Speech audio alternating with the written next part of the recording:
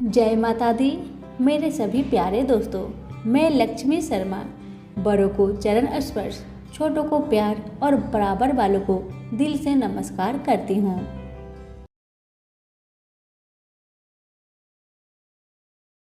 आज की कथा में आप सभी सुनेंगे पंचदेव की कहानी। कहते हैं कि पंचदेवों का नित्य कथा सुनने से सारे कार्य बिना किसी विघ्न बाधा के संपन्न हो जाते हैं और मनोवांछित फल की प्राप्ति होती है। कथा को पूरा सुनिए, अगर अच्छी लगे तो दूसरों को भी शेयर करें। अब आइए सुनते हैं कथा। तो प्रेम से बोलिए पंचदेव की जय हो। कथा। पौराणिक कथाओं के अनुसार एक गांव में एक विधवा अपनी बहू के साथ रहती थी। उसकी बहू मंद बुद्धि वाली थी, जो अपनी भूख बर्दाश्त नहीं कर पाती थी और हमेशा खाने के लिए उतारू रहती थी। वह सबसे पहले उठकर खाना खाती थी, फिर घर के बाकी काम किया करती थी। एक दिन विधवा ने अपने घर में पूजा करवाने का सोचा, लेकिन वह थोड़ी परेशान थी क्योंकि उसकी बहू अगली सुबह उठते ही खाने के लिए दौड़ेगी और पूजा के लिए बनाए गए पकवान को जूठा कर देगी। अपनी बहू को पूजा के लिए बनाए गए पकवान से दूर रखने के लिए विधवा ने एक तरीका निकाला। पूजा वाले दिन उसने एक मटका लिया और उसके नीचे एक छेद कर दिया और अपनी बहू से बोली कि आज तो पूजा है, इसलिए खाना खाने से पहले पानी भर के ले आओ। बहू भी चालाक निकली। उसने देख लिया था कि विधवा ने मटके के नीचे छेद कर दिया है, इसलिए वह अपनी साड़ी में आटा बांधकर पनघट पर चली गई। वहां उसने आटा निकाला और कुएं के पानी के मदद से बाटियां बनाने लग गई।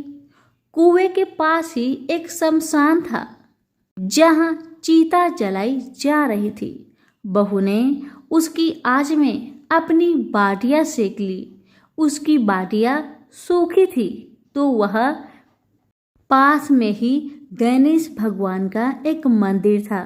बहू वहां पर चली गई, जहां गणेश जी को किसी ने चोला चढ़ाया हुआ था।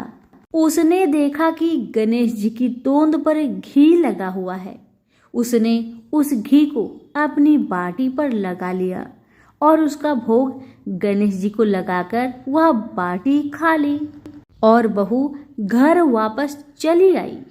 बहू की इस हरकत पर गणेश जी को बहुत गुस्सा आया और उन्होंने गुस्से में अपने नाक पर उंगली चढ़ा लिया।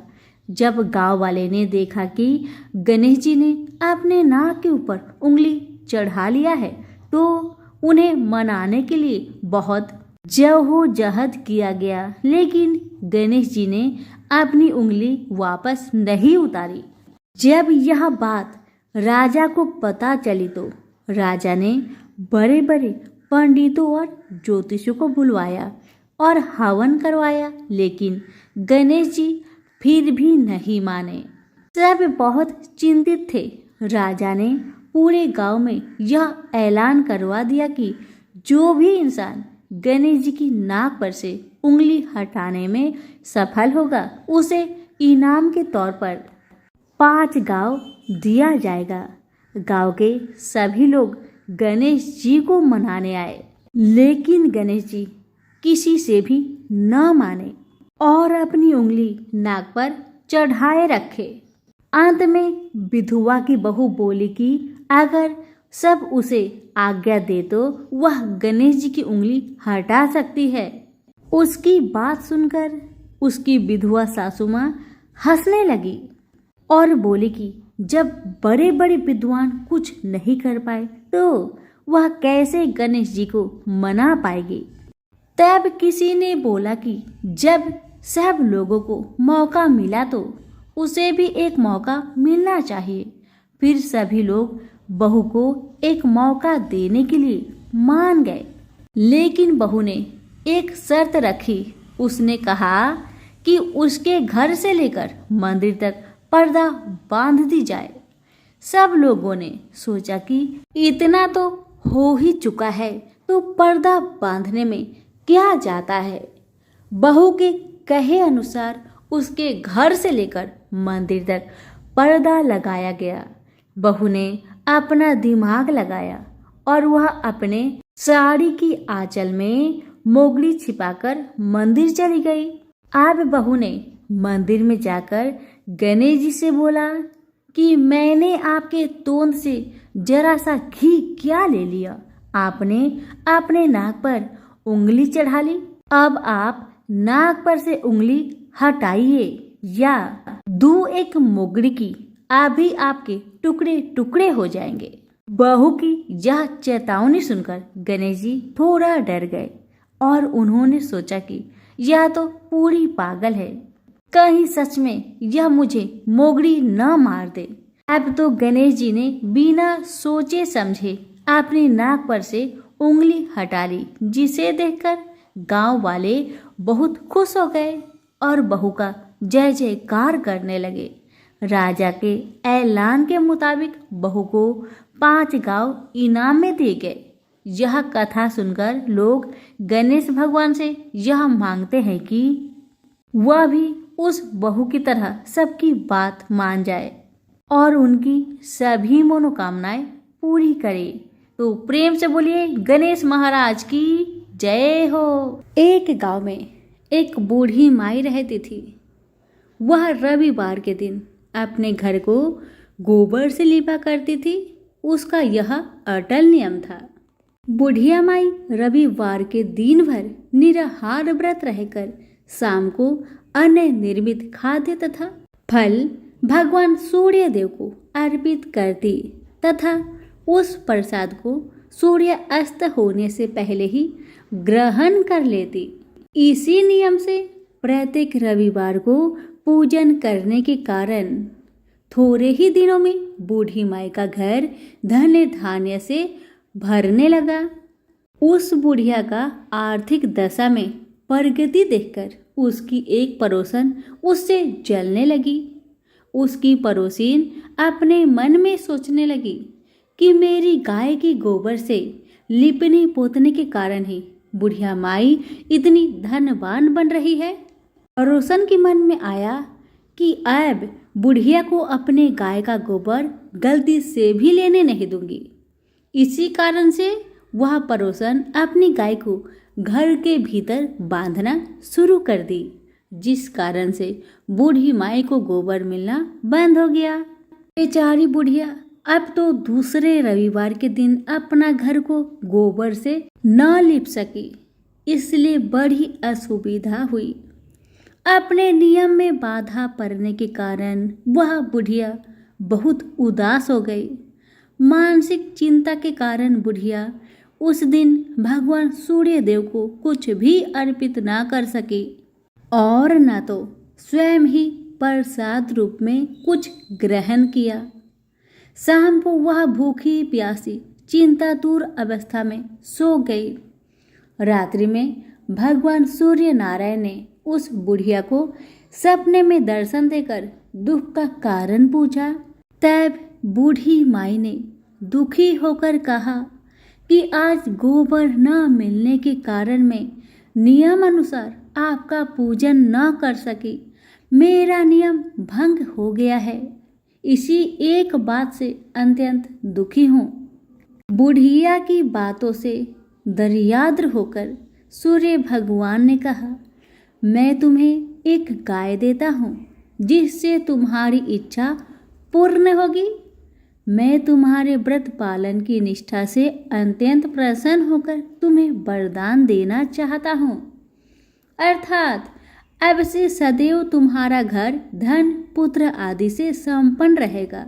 इतना कहकर भगवान वहीं अंतर्ध्यान हो गए। सुबह उठने पर बुढ़िया ने अपने आंगन में एक बछड़े वाली गाय को देखा।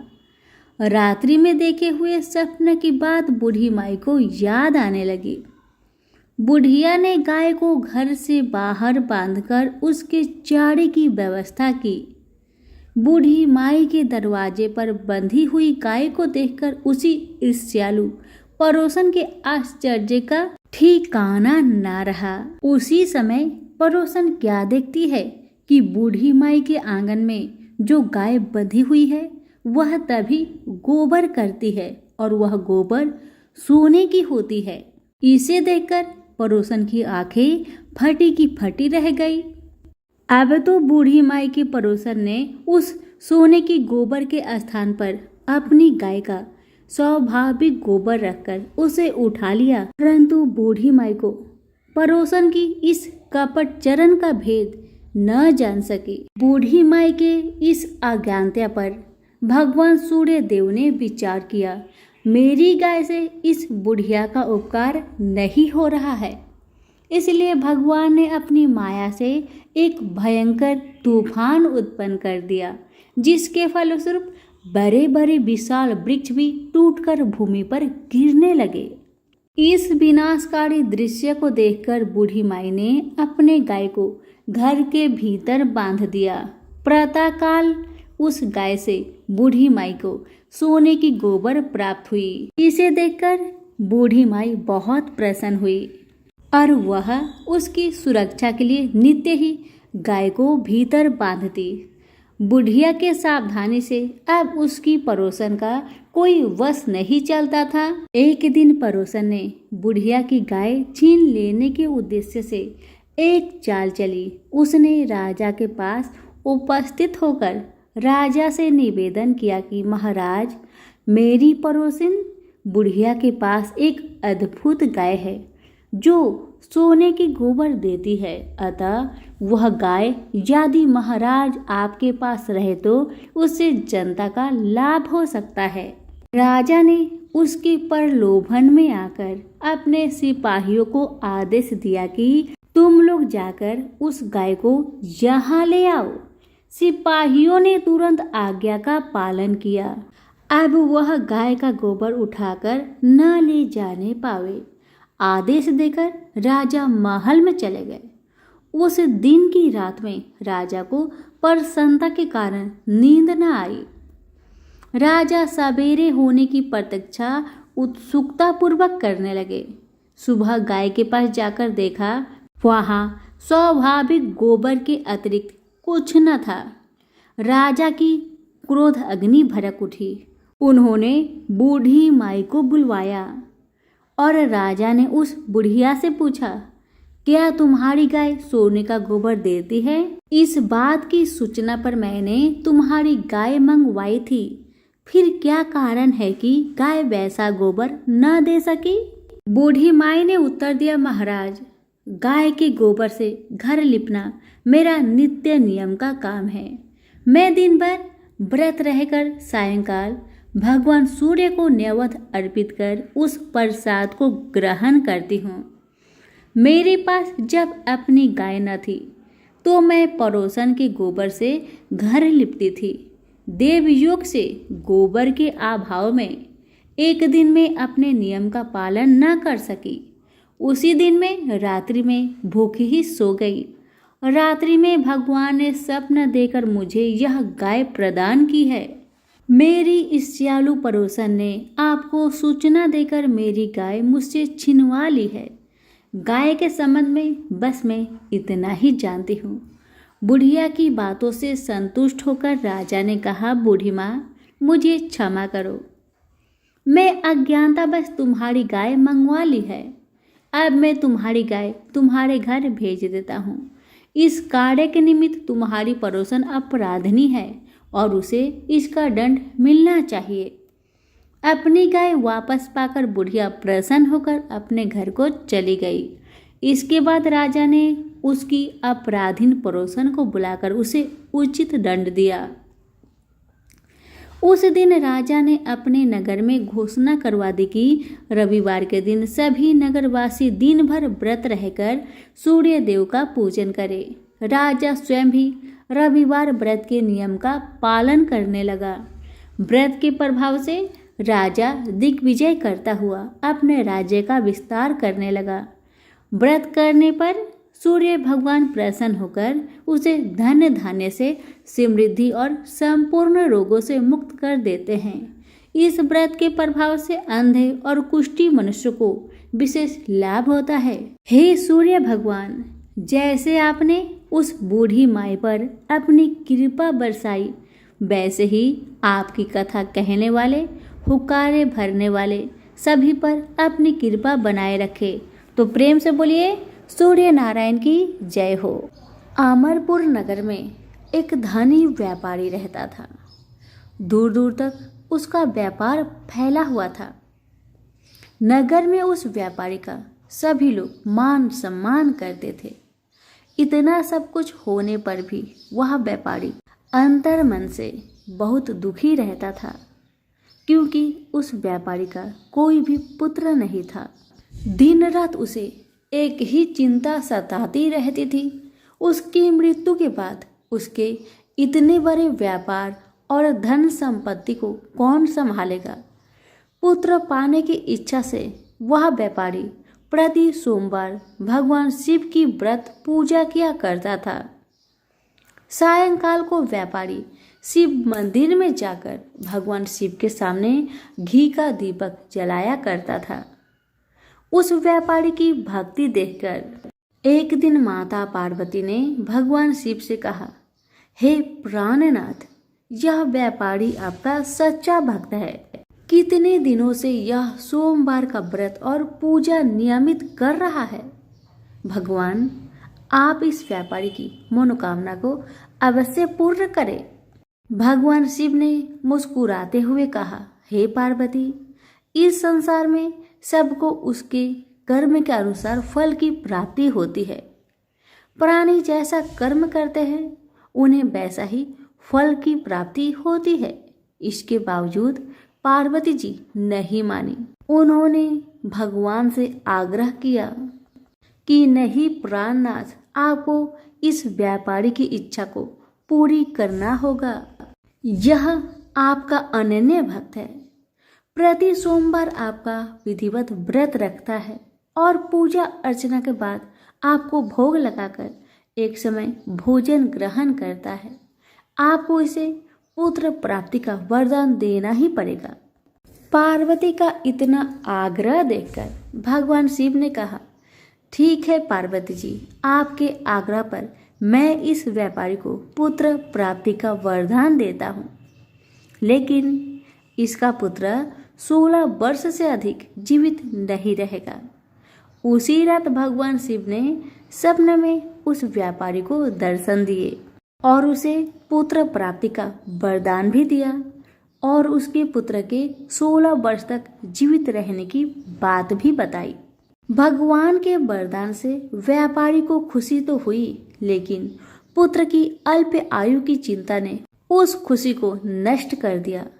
व्यापारी पहले की तरह सोमवार का विधिवत व्रत करता रहा। कुछ महीने पश्चात उसके घर अति सुंदर पुत्र उत्पन्न हुआ। पुत्र जन्म से व्यापारी के घर में खुशियां भर गई। बहुत धूमधाम से पुत्र जन्म का समारोह मनाया गया। व्यापारी को पुत्र जन्म की अधिक खुशी नहीं हुई, क्योंकि उसे पुत्र की अल्प आयु के रहस्य के बारे में पता था। यह रहस्य घर में किसी को मालूम नहीं था। विद्वान ब्राह्मणों ने उस पुत्र का नाम अमर रखा। जब अमर 12 वर्ष का हुआ तो शिक्षा के लिए उसे बनारसी भेजने का निश्चय हुआ। व्यापारी ने अमर के मामा दीपचंद को बुलवाया और कहा कि अमर को शिक्षा प्राप्त करने के लिए बनारसी छोड़ आओ। अमर अपने मामा के साथ शिक्षा प्राप्त करने के लिए चल दिया। रास्ते में जहाँ भी अमर और प्रेमचंद रात्रि विश्राम करने के लिए ठहरते, वहीं यज्ञ करते और ब्राह्मणों को भोजन कराते थे। लंबी यात्रा के बाद अमर और दीपचंद एक नगर में पहुंचे। उस नगर के राजा की कन्या के विवाह की खुशी में पूरे नगर को सजाया गया था। निश्चित समय पर बारात आ गई, लेकिन वर का पिता अपने बेटे के एक आंख से काने होने के कारण बहुत चिंतित था। उसे इस बात का भय सता रहा था कि राजा को इस बात का पता चलने पर कहीं वह विवाह से इनकार न कर दे, इससे उसकी बहुत बदनामी होगी। वर के पिता ने अमर को देखा तो उसके दिमाग में एक विचार आया। उसने सोचा क्यों ना इस लड़के को दूल्हा बना दिया जाए और राजकुमारी से विवाह करा दिया जाए। विवाह के बाद इसको धन देकर विदा कर देंगे और राजकुमारी को अपने नगर में ले जाएंगे। वर के पिता ने इस संबंध में अमर और दीपचंद से बात की। दीपचंद ने धन मिलने के लालच में वर के पिता की बात स्वीकार कर ली। अमर को दुल्हा के वस्त्र पहनाकर राजकुमारी चंद्रिका से विवाह करा दिया गया। राजा ने बहुत सा धन देकर राजकुमारी को विदा किया। अमर जब लौट रहा था तो सच छिपा नहीं सका और उसने राजकुमारी की ओढ़नी पर लिख दिया, राजकुमारी चंद्रिका, तुम्हारा विवाह तो मेरे साथ हुआ था। मैं तो बनारसी में शिक्षा प्राप्त करने जा रहा हूँ। अब तुम्हें जिस नव युवक की पत्नी बनना पड़ेगा वह कान्हा है। जब राजकुमारी ने अपनी ओढ़नी पर लिखा हुआ पढ़ा तो उसने काने लड़के के साथ जाने से इनकार कर दिया। राजा ने सब बातें जानकर राजकुमारी को महल में रख लिया। उधर अमर अपने मामा दीपचंद के साथ बनारसी पहुंच गया। अमर ने गुरुकुल में पढ़ना शुरू कर दिया। जब अमर की आयु 16 वर्ष पूरी हुई तो उसने एक यज्ञ किया। यज्ञ की समाप्ति पर ब्राह्मणों को भोजन करवाया और खूब अन्न वस्त्र दान किए। रात को अमर अपने शयन कक्ष में सो गया। शिव के वरदान के अनुसार शयन अवस्था में ही अमर के प्राण पेखरू उड़ गए। सूर्योदय पर मामा अमर को मृत देखकर रोने पिटने लगा। आसपास के लोग भी एकत्र होकर दुख प्रकट करने लगे। मामा के रोने के विलाप करने के स्वर समीप से गुजरते हुए भगवान शिव और माता पार्वती ने भी सुनी। पार्वती जी ने भगवान से कहा, हे प्राणनाथ, मुझसे इनके रोने का स्वर सहन नहीं हो रहा। आप कृपा करके इनकी कष्ट को अवश्य दूर करें। भगवान शिव ने पार्वती जी के साथ अदृश्य रूप में समीप जाकर अमर को देखा तो पार्वती जी से बोले, पार्वती, यह तो उसी व्यापारी का पुत्र है जिसे मैंने 16 वर्ष की आयु का वरदान दिया था। इसकी आयु तो पूरी हो गई है। पार्वती जी ने फिर भगवान शिव से निवेदन किया, हे प्राणनाथ, आप इस लड़के को जीवित करें, नहीं तो इसके माता पिता पुत्र की मृत्यु के कारण रो रो कर अपने प्राणों का त्याग कर देंगे। इस लड़के का पिता तो आपका परम भक्त है। वर्षों से सोमवार का व्रत करते हुए आपको भोग लगा रहा है। पार्वती के आग्रह करने पर भगवान शिव ने उस लड़के को जीवित होने का वरदान दिया और कुछ ही पल में वह जीवित होकर उठ बैठा।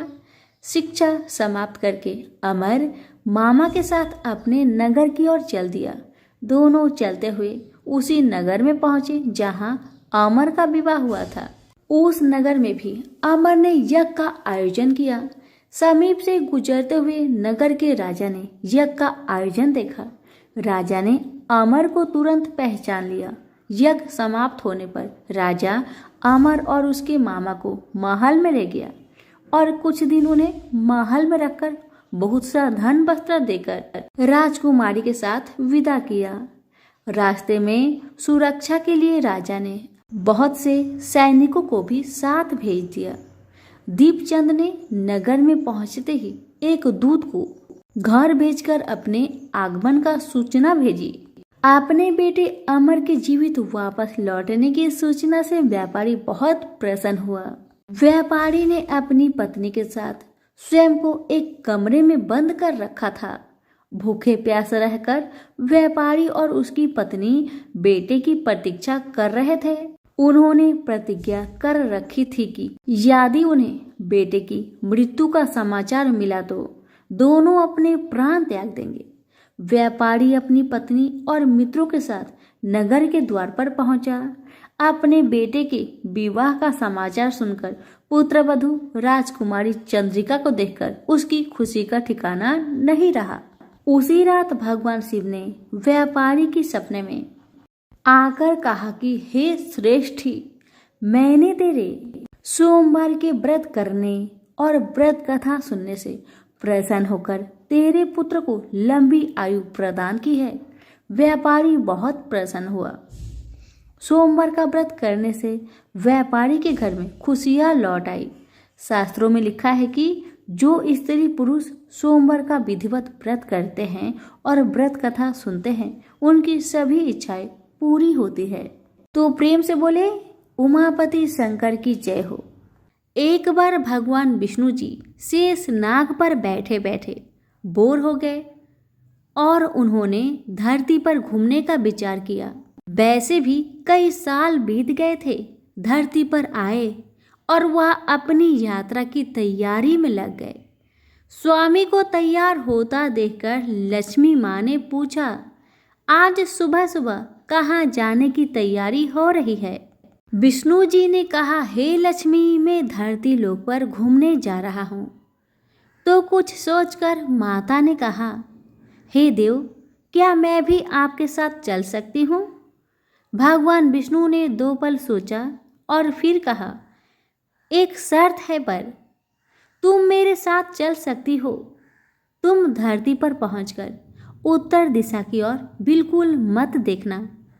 इसके साथ ही माता लक्ष्मी ने हाँ कहकर भगवान के साथ चल पड़ी।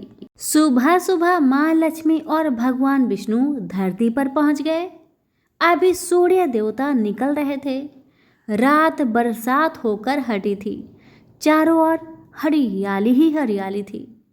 उस समय चारों ओर बहुत शांति थी और धरती बहुत ही सुंदर दिख रही थी।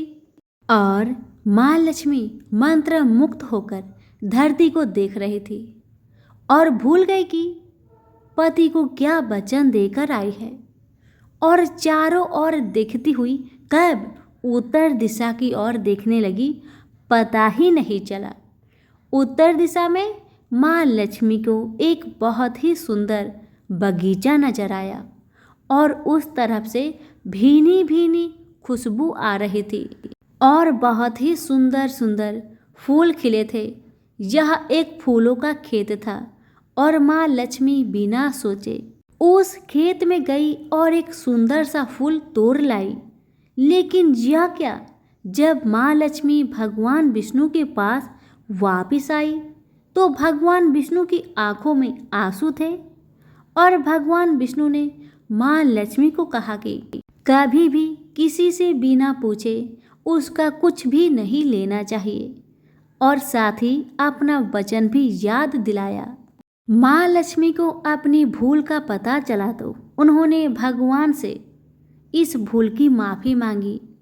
तो भगवान विष्णु ने कहा कि जो तुमने भूल की है उसकी सज़ा तो तुम्हें जरूर मिलेगी।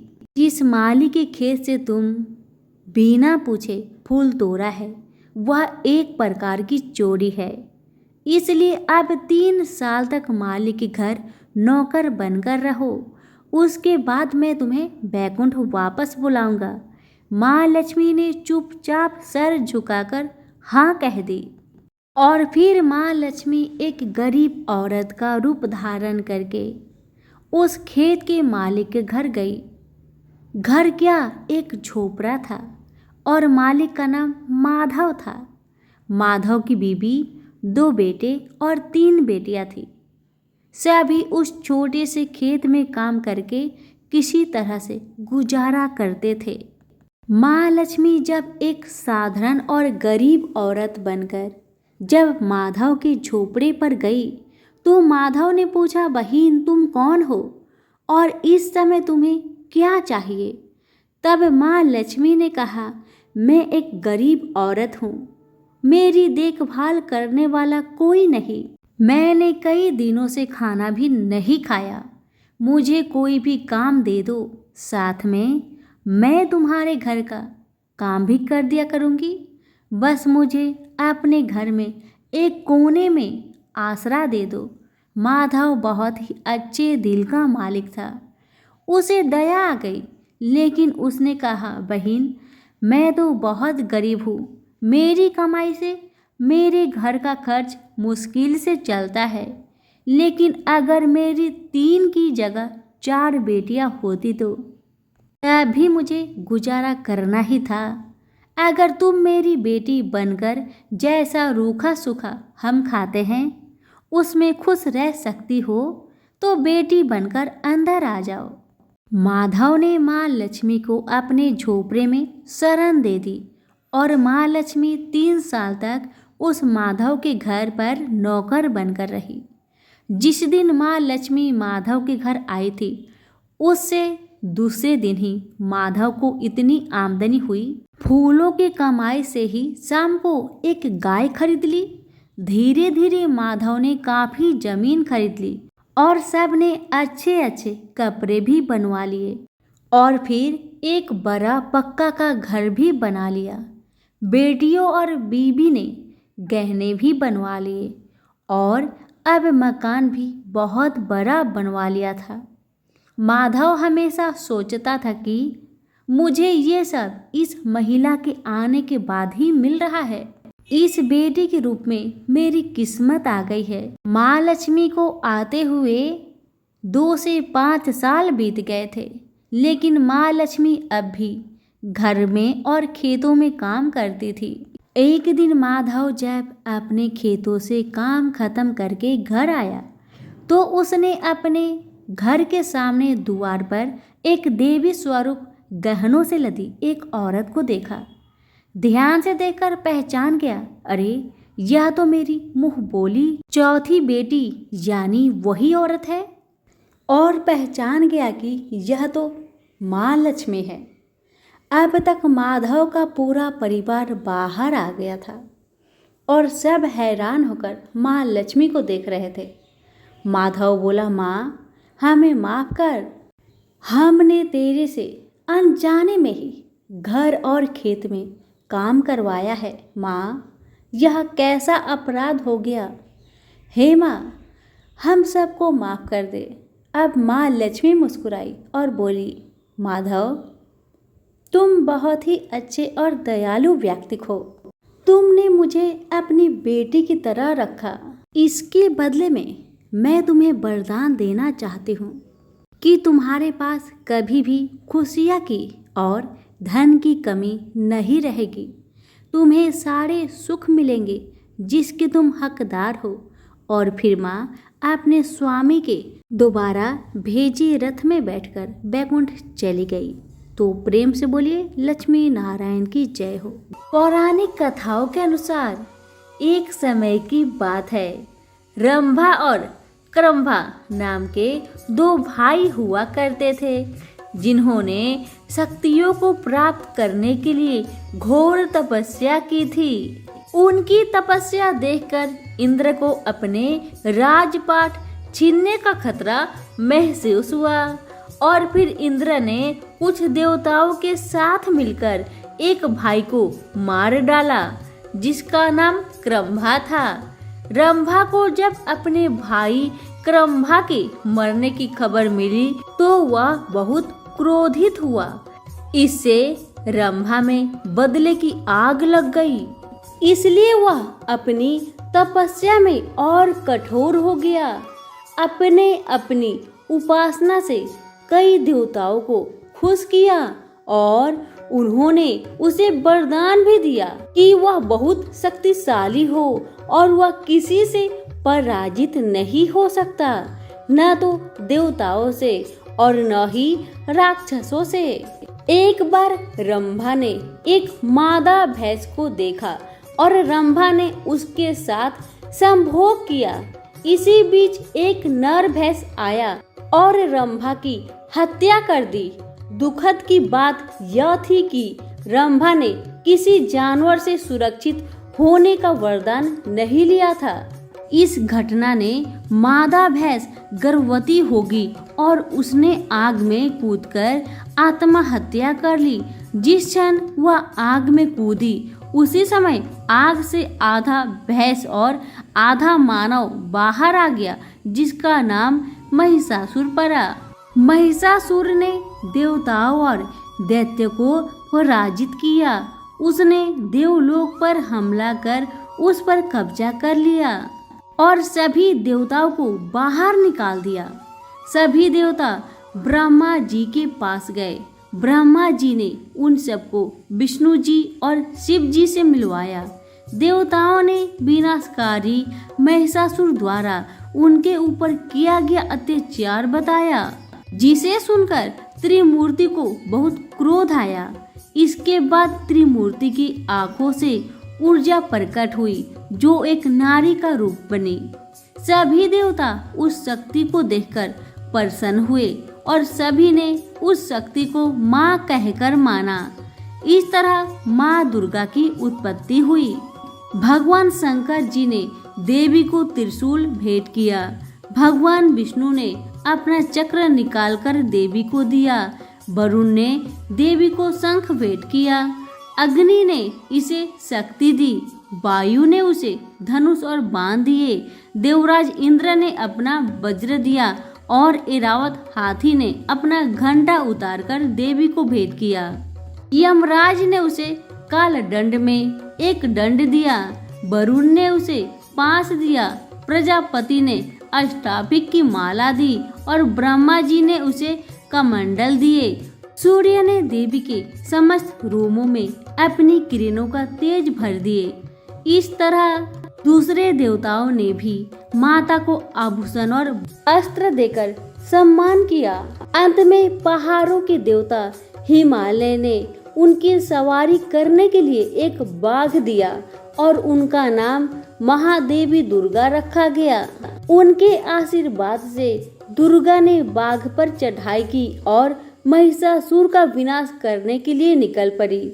जब माँ दुर्गा अमरावती के पास पहुंची तो उन्होंने एक शक्तिशाली गर्जना की, जिसने पहाड़ों को हिला दिया और समुद्र में विशाल लहरें पैदा की। महिषासुर ने अपनी सैनिकों को यह पता लगाने के लिए कहा कि क्या हो रहा है।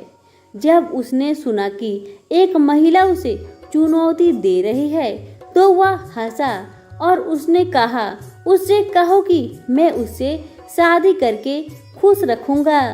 जब उनके दूत प्रस्ताव लेकर देवी के पास गए तो देवी ने उत्तर दिया, अपने राजा से कहो कि मैं कोई साधारण महिला नहीं हूँ जो उससे शादी करने के लिए उत्सुक हो।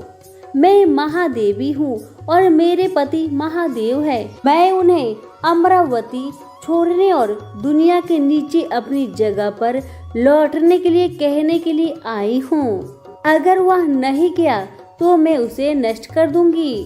दूत ने आकर महिषासुर को सारी बात बताई तो महिषासुर क्रोधित हो गया। उनके प्रमुख योद्धाओं ने घमंड से कहा, महाराज, हम जाएंगे और इस मूर्ख महिला को ठीक करेंगे। महादेवी से युद्ध करने के लिए असुर निकल पड़े। उनके विस्मय और आतंक के कारण एक के बाद एक घमंडी योद्धा समाप्त हो गए। राक्षस राजा को खबर मिली और वह उग्र हो गया। कायर और कमजोर वे एकमात्र महिला के साथ खड़े नहीं हो सके। मैं इस मनहूस महिला को मार डालूंगा। महिषासुर ने असुरों की सेना के साथ देवी पर हमला किया, लेकिन दुर्गा ने तुरंत वापस लड़ने के लिए अपनी सास से सैनिक की एक विशाल टुकड़ी बनाई। महिषासुर ने उन सभी चालों को आजमाया जो वह जानता था। वह देवी को भ्रमित करने के लिए आकार बदलता रहा। एक आदमी से वह एक शेर बन गया, फिर एक हाथी, लेकिन हर बार महादेवी ने उसे अपने हथियारों से गंभीर रूप से घायल कर दिया। 9 दिनों तक युद्ध चला। अंत में देवी ने असुर को मार डाला, जिसने फिर एक विशाल भैंस का रूप धारण कर लिया था। देवी ने उस चक्र से वार किया जो विष्णु भगवान ने दिया था। इस प्रकार उसने महिषासुर के अत्याचारों से दुनिया को मुक्त करा दिया। इंद्र और अन्य देवता फिर से स्वर्ग लौट आए और सब ठीक हो गया। तब से नवरात्रों के दौरान दुर्गा की पूजा की जाती है और उन्हें महिषासुर मर्दिनी भी कहा जाता है। तो प्रेम से बोलिए दुर्गा मैया की जय हो। कहानी अच्छी लगी हो तो लाइक शेयर कमेंट जरूर करें और हमारे चैनल के साथ जुड़े रहे। आप सभी का बहुत बहुत धन्यवाद।